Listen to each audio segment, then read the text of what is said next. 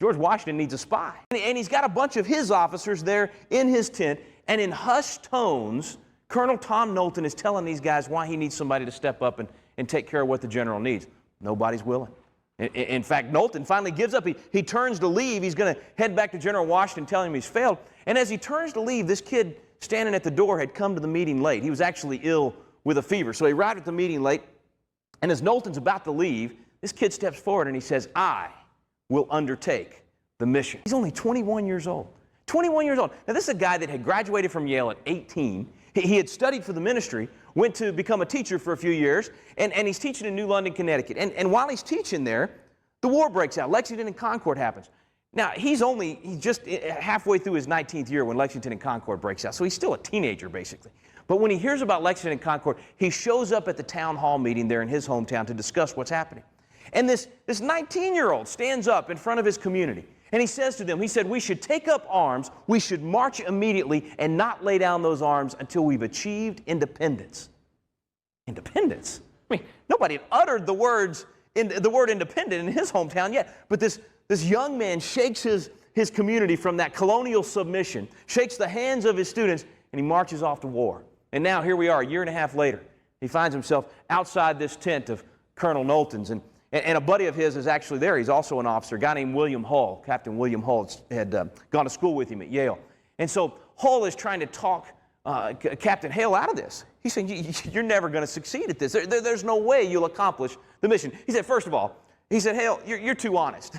There's no way you're going to be a good spy. You can't lie. You're going to fail in the mission. Secondly, this is an impossible mission. There's no way you're going to achieve." And even, he said, even if you succeed, your reputation's going to be ruined. Your legacy is ruined. Don't do it. There's no honor in it, he said.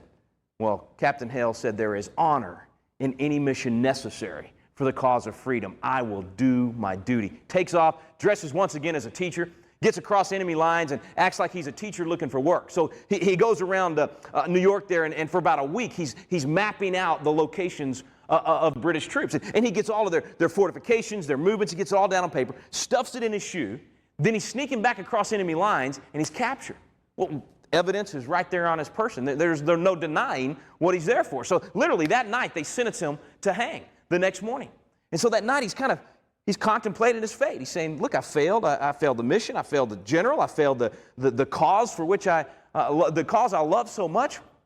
What can I possibly do?" Well, he asked for a member of the clergy he's denied. He asked for a Bible he's denied. He finally gets a couple of pieces of paper, and he's able to write a couple of letters. And as he's writing these letters, he purposes within his heart to do the only thing left that he can do to help the cause. And so the next morning, they're marching him out, and the crowd has begun to gather to witness the hanging. And they give him a chance to say a few last words, and a lot of different people wrote different things about what he said. Apparently, he gave a pretty long speech. I mean, this 21-year-old actually gave an impassioned speech about freedom, about what the American cause of liberty was all about. And he's reaching back into kind of the days of college where he was actually a great orator, and he's reaching back into the rhetoric and some of the things that he had read then, including right here, Joseph Addison's Cato had been a big influence on Washington and the others, and Hale had read that in college. And so here he is, he's giving this speech, and these British soldiers are heckling him. They're mocking him. They're saying, "You're wasting your life." They're saying, "You're throwing your life away on a worthless cause. You cannot succeed. You're wasting your life." And then, of course, Nathan Hale said those words that we've heard over and over and over again. He said, "I only regret that I have but one life to give for my country." One life to give. He accomplished more in that moment than he ever could have with all that intelligence he was bringing back, because those words would be repeated over and over again among the American ranks. They would encourage those that were thinking about not re-upping to re-up and stay in. They encouraged others to get in and fight. And for generations, we've used those words to inspire generations to be willing to give of themselves for others, sometimes to pay the ultimate price in sacrifice. One life to give. We all have but one life to give, don't we? That's all we get. The question is, for what will we give our one life?